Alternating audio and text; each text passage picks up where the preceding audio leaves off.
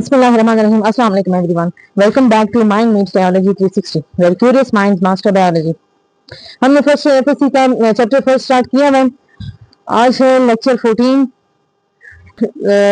Last video में हमने discuss किया था अबाउट सेल मेम्ब्रेन। इससे पहले हमने सेल वॉल डिस्कस किया हुआ था। आज के लेक्चर वीडियो में हम डिस्कस करेंगे cytoplasm. The term cytoplasm is derived from two words. First one is cyto means cell and other one is plasma means fluid. That's why cytoplasm is also called as fluid of the cell. Now, who discovered the cytoplasm and when? A Swiss anatomist, histologist and physiologist whose name was Rodolph von Kolliker.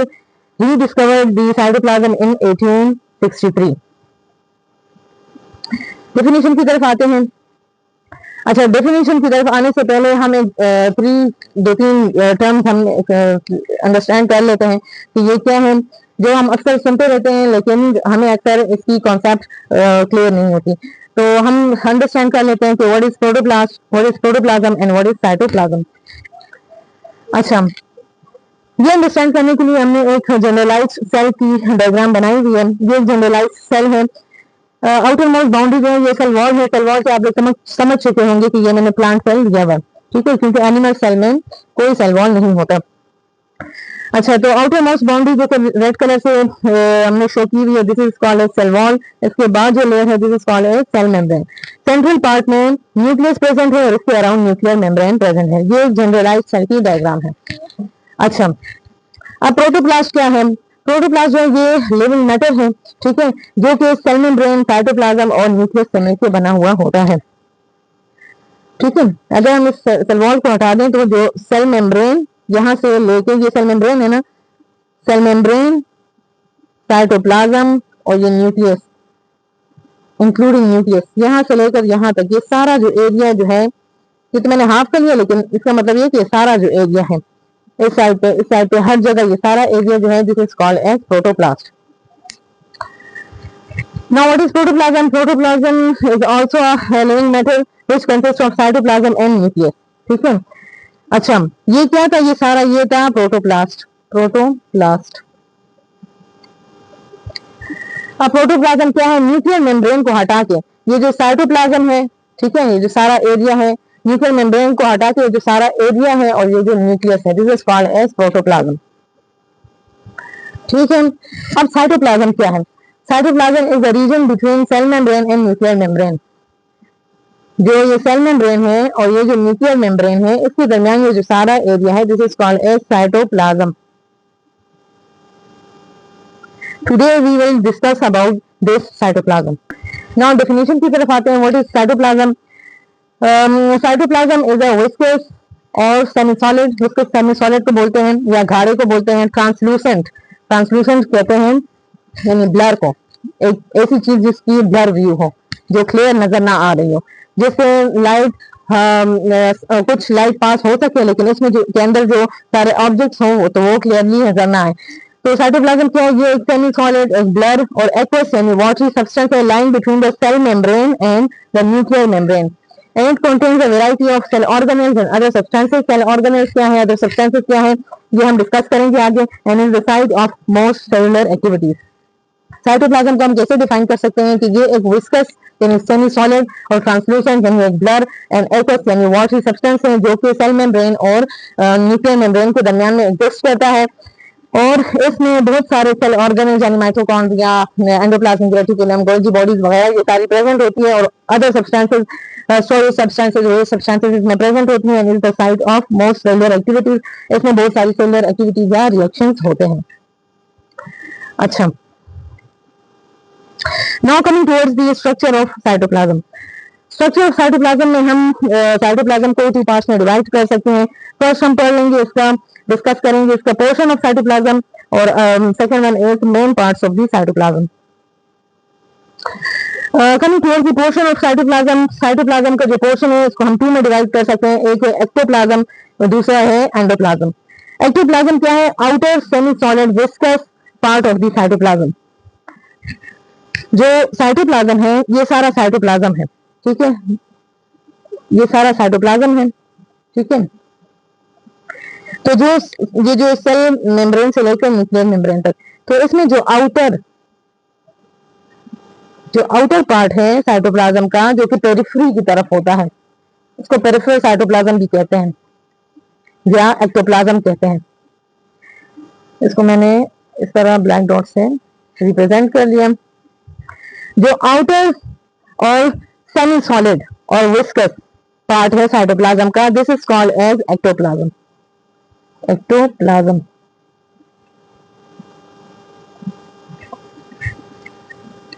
इसमें कोई organelles नहीं होते, और ये side पे ही यानी periphery पे या किनारे पर ही प्रेजेंट होता है। और ये जो होता है ये आउटर यानी पेरिफेरी पर मौजूद होता है, सेमी सॉलिड होता है, ठीक है, हाफ सॉलिड होता है, विस्कस यानी गाढ़ा होता है, और इसको हम एक्टोप्लाज्म कहते हैं। अच्छा, अब आते हैं towards the second portion of cytoplasm which is called as endoplasm.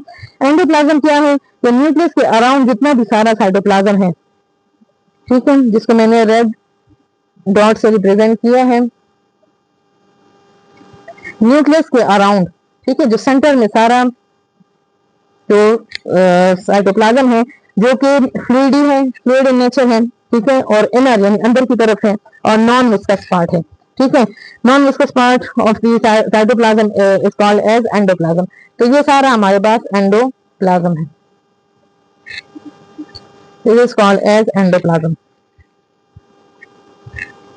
फिर now coming towards the parts of the cytoplasm. Cytoplasm के कितने पार्ट्स हैं? तो साइटोप्लाज्म के हमारे पास दो पार्ट्स हैं। First one is called as soluble part. जो सोल्यूबल पार्ट है साइटोप्लाज्म का, this is called as cytosol. और एक दूसरा हमारे पास साइटोप्लाज्म का पार्ट है, which is called as insoluble part, और ये जो है ये सॉलिड इन नेचर है। अच्छा, अब इनसॉल्युबल पार्ट की तरफ आते हैं। इनसॉल्युबल पार्ट में क्या क्या चीजें आती हैं, क्या क्या मटेरियल आते हैं? तो इसमें ऑर्गेनेल्स आते हैं और सेल इंक्लूजन आती हैं, ठीक है।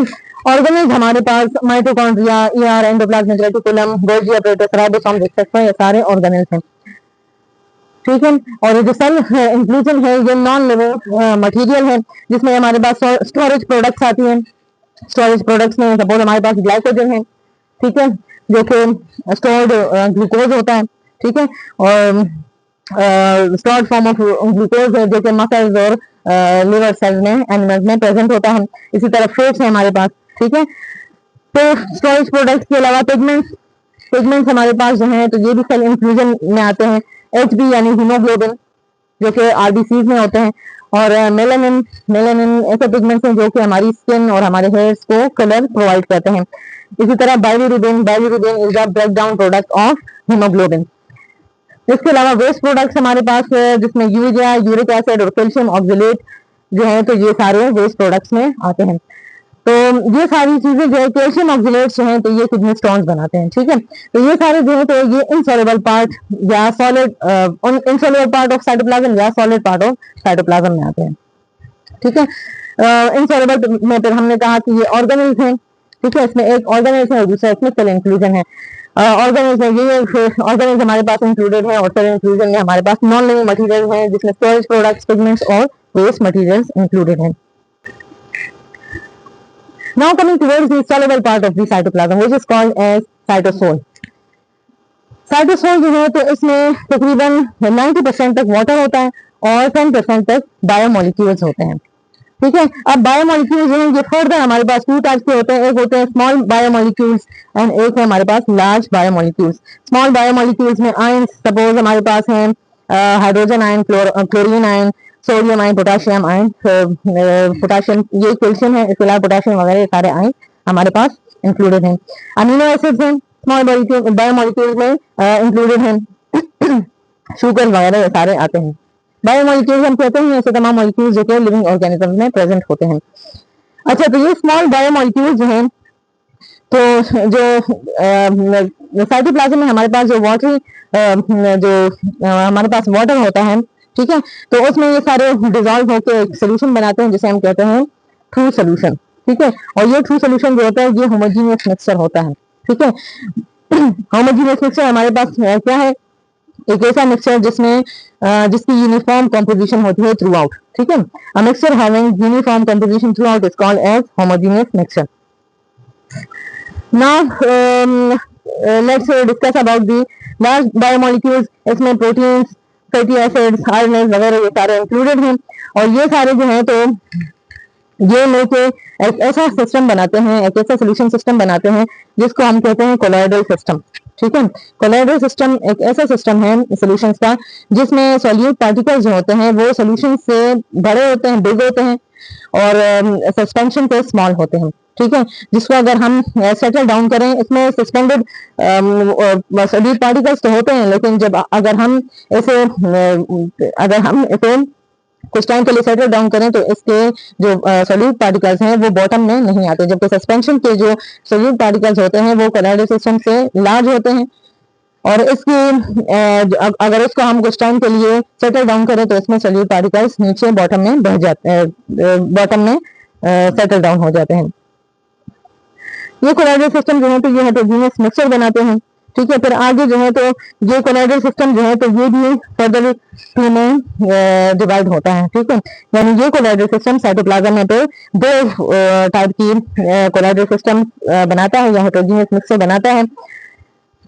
एक ऐसा कोलॉइडल सिस्टम जो कि विस्कस होता है, ठीक है, गाढ़ा होता है, और जो कि सेमी सॉलिड होता है, this is called as gel, ठीक है। और एक दूसरा कोलॉइडल सिस्टम जो है वो एक ऐसा हेटेरोजेनियस मिक्सचर जो कि नॉन विस्कस होता है और जो कि फ्लूइड इन नेचर होता है, तो इसको हम सॉइल कहते हैं। अच्छा, now coming towards the functions of cytoplasm. First function क्या है साइटोप्लाज्म का कि इट प्रोवाइड स्टोरेज साइट, ठीक है। क्योंकि हमारे पास इसमें साइटोप्लाज्म में बहुत सारे nutrients, enzymes, fatty acids, proteins, RNS वगैरह प्रेजेंट होते हैं, तो ये एक स्टोरेज साइट का काम करता है, ठीक है। इसमें इन सारे मटेरियल्स को स्टोर किया हुआ होता है, एक स्टोर हाउस का काम करता है, उनको जगह प्रोवाइड करता है। सेकंड क्या है कि site of most metabolic reactions. यहाँ पे बहुत सारे मेटाबॉलिक रिएक्शंस होते हैं, ठीक है। सपोज हमारे पास फॉर एग्जांपल ग्लाइकोलाइसिस है, ठीक है, और इसके अलावा एनारोबिक रेस्पिरेशन जिसमें लैक्टिक एसिड फर्मेंटेशन और अल्कोहलिक फर्मेंटेशन शामिल है, तो ये सारे साइटोप्लाज्म में होते हैं, ये सारे मेटाबॉलिक रिएक्शंस। थर्ड पॉइंट क्या है, provide a medium for organelles to suspend and function efficiently. Organelles के लिए यानी डिफरेंट टाइप्स ऑफ ऑर्गेनेल्स जो हमने यहाँ पे पढ़े, जैसे mitochondria, ER, Golgi apparatus, ribosomes वगैरह, इसके अलावा और भी बहुत सारे जो ऑर्गेनेल्स हैं, इनके लिए एक स्पेस यानी एक प्लेस या एक मीडियम प्रोवाइड करता है ताकि वो सस्पेंड रहें, यानी इनको होल्ड के लिए, यानी एक इनको एक जगह प्रोवाइड करता है रहने के लिए, ठीक है। और दूसरा ये और किसके लिए, फंक्शन एफिशिएंटली, ताकि वो रहें भी, ठीक है, और अपना फंक्शन जो है या अपना काम जो है वो एफिशिएंटली या एक्टिवली अच्छे तरीके से परफॉर्म कर सकें। Maintain the shape and internal structure of the cell. Cytoplasm क्या करता है कि ये सेल का इंटरनल स्ट्रक्चर और शेप मेंटेन रखता है। अगर हम क्या करें कि हम सेल से साइटोप्लाज्म निकाल दें, साइटोप्लाज्मिक एरिया अगर हम निकाल लें, तो क्या होगा कि सेल की जो शेप है और सेल का जो इंटरनल सारा स्ट्रक्चर है, तो ये बिल्कुल ही डिसबैलेंस हो जाएगा, खराब हो जाएगा। तो ये क्या करता है कि ये सेल की शेप और इंटरनल स्ट्रक्चर जो है ये मेंटेन रखता है। इसके अलावा provide medium for organelles movement. Organelles के मूवमेंट के लिए मीडियम प्रोवाइड करता है। कैसे कि साइटोप्लाज्म जो हमारे पास है ये स्ट्रीमिंग मूवमेंट्स करता है या वेव लाइक मूवमेंट्स करता रहता है। ये सारे साइटोप्लाज्मिक एरिया में साइटोप्लाज्म यहाँ पे स्ट्रीमिंग मूवमेंट्स करता रहता है, ठीक है। तो जब ये स्ट्रीमिंग मूवमेंट्स करता है तो इसके साथ डिफरेंट ऑर्गेनेल्स एक जगह से दूसरी जगह मूवमेंट करते रहते हैं और वहीं पर अपने स्पेसिफिक फंक्शन जो है तो वो कैरी आउट करते हैं, परफॉर्म करते हैं। तो क्या होता है इसी तरह जो सारे न्यूट्रिएंट्स, एंजाइम्स वगैरह हैं, तो इनकी ट्रांसपोर्ट भी होती है थ्रू साइटोप्लाज्म, और इसी स्ट्रीमिंग मूवमेंट ऑफ साइटोप्लाज्म को एक स्पेसिफिक नाम दिया जाता है जिसको हम कहते हैं साइक्लोसिस, ठीक है। तो एमसीक्यू आपको ये साइक्लोसिस के बारे में भी आ सकता है। तो cyclosis is the streaming movement of the cytoplasm. अच्छा, next function of the cytoplasm is plays an important role in cell growth, movement and cell division. Cytoplasm cell growth में कैसे इंपॉर्टेंट रोल प्ले करता है कि cytoplasm में different types of nutrients enzymes वगैरह होते हैं जो सेल के लिए रिक्वायर होते हैं। ठीक है, तो सेल अपनी नीड के मुताबिक वो एंजाइम्स और एंजाइम्स न्यूट्रिएंट्स वगैरह की अपटेक करता है और फिर क्या करता है कि उसी की बदौलत जो है तो सेल की रिक्वायरमेंट्स जो होती हैं वो ग्रोथ के लिए वो पूरी होती है और सेल पे ग्रोथ करता है, सेल की मूवमेंट में हेल्प करता है। वो साइटोप्लाज्म के अंदर जो साइटोस्केलेटन फिलामेंट्स हैं जैसे कि माइक्रोट्यूब्यूल्स और माइक्रोफिलामेंट्स, तो ये क्या करते हैं कि ये सेल की और सेल के ऑर्गेनेल्स के मूवमेंट में हेल्प करते हैं। इसी तरह सेल डिवीजन में साइटोप्लाज्म हेल्प करता है। वो किस तरह? वो ऐसे कि जो माइटोसिस प्रोसेस है सेल डिवीजन का, इसमें साइटोप्लाज्म स्पिंडल फाइबर्स की ऑर्गेनाइजेशन में हेल्प करता है। ठीक है, उसे अरेंज करता है, उसे ऑर्गेनाइज करता है और जो ऑर्गेनल्स हैं फिर उनकी डिस्ट्रीब्यूशन में हेल्प करता है और सेल को फिर टू इक्वल डॉटर सेल्स में डिवाइड कर लेता है। तो इस तरह ये सेल डिवीजन में हेल्प करता है। This was all about the today's lecture in which we discussed about the cytoplasm. We said that cytoplasm is also called as fluid of the cell. Rodolph von Kolliker, who was a Swiss scientist, he discovered the cytoplasm in 1863. Cytoplasm is defined as a viscous, translucent, and aqueous substance lying between the cell membrane and the nuclear membrane and contains a variety of cell organelles and other substances in there and is the site of most cellular activities. Structure में हमने पढ़ा portion of the cytoplasm and main parts of the cytoplasm. Portion of the cytoplasm में हमने पढ़ा ectoplasm जो कि periphery पर present होता है और जो कि विस्कस पार्ट और सेमी सॉलिड पार्ट है साइटोप्लाज्म का। एंडोप्लाज्म जो है ये around the nuclear membrane present होती है। ठीक है, और ये नॉन विस्कस और फ्लूइड और inner region of the cytoplasm है। इसके अलावा हमने parts of the cytoplasm discuss किए। First one is soluble part, second one is the insoluble part. Insoluble part जो है तो वो दो चीजों से मिलकर बनी हुई है। वन इज ऑर्गेनेल्स जिसमें mitochondria, ER, Golgi operators, ribosome etcetera आते हैं। इसके अलावा सेल इंक्लूजन में हमारे पास स्टोरेज प्रोडक्ट्स हैं, पिगमेंट्स हैं और वेस्ट प्रोडक्ट्स इंक्लूडेड हैं। साइटोसेल जो है तो ये 90% वाटर से और 10% बायोमोलिक्यूल से मिलकर बना हुआ है। बायोमोलिक्यूल्स पर आगे हमने फर्दर डिवाइड किए टू टाइप्स में। First one is small biomolecules and second one is large biomolecules.